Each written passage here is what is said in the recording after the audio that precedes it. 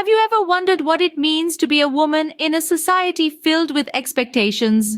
Let's journey back to the 1950s through the words of Sylvia Plath, an American author and poet who takes us through a poignant narrative in her novel, The Bell Jar.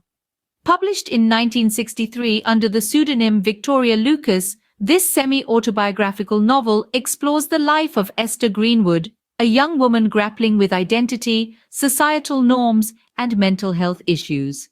Esther's narrative mirrors Plath's own struggles, offering us a raw and unfiltered look into the complexities of navigating womanhood in a time of rigid gender roles and expectations. From Esther's dissatisfaction with her job at a fashion magazine in New York City to her journey through mental health institutions, we get a first-hand understanding of her life. As we delve into the life of Esther Greenwood, we begin to understand the complexities of her character and the societal pressures she faces.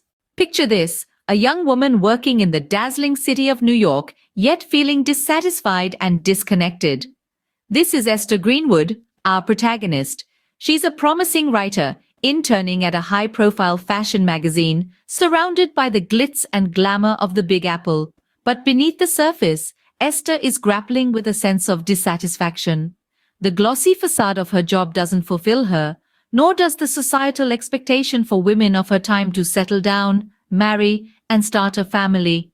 Then an opportunity presents itself. Esther wins a scholarship to a prestigious writing program.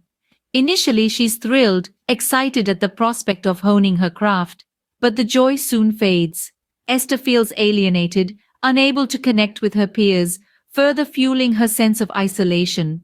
As we delve deeper into Esther's world, we're about to witness her journey take a dramatic turn, a turn that brings her face to face with her own mind. As Esther returns home, her mind becomes her own battlefield.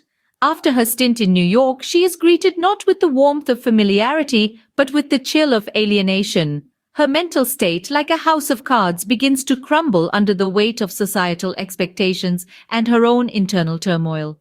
Her world becomes a canvas of gray, filled with the shadows of severe depression. Her dreams of a promising future are replaced by nightmares of a desolate present. The gravity of her despair pulls her into an abyss of hopelessness, leading her to the brink of self-destruction. A series of failed suicide attempts punctuate her struggle, marking the nadir of her descent into the throes of mental illness. In the wake of her desperate cries for help, Esther is admitted to a mental institution.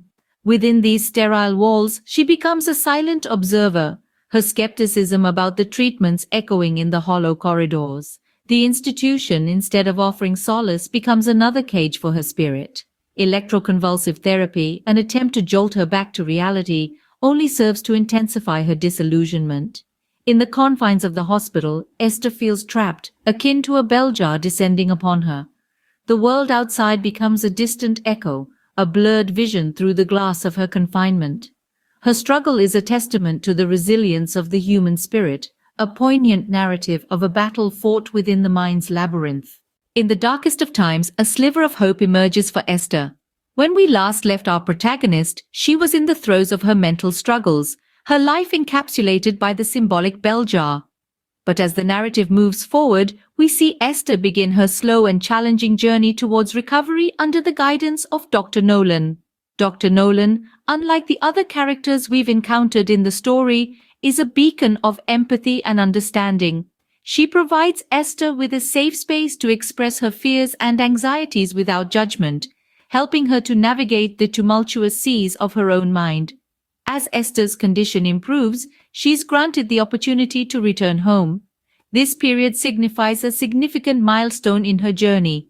She's taking steps, albeit small ones, towards reclaiming her life. She's beginning to see the world beyond the confines of her bell jar, to see a future that isn't just possible, but attainable. The novel's ending is poignant yet hopeful. Esther is preparing to leave the hospital and re-enter society. She's not the same person that entered. She's stronger, more self-aware, and ready to carve her own path in the world.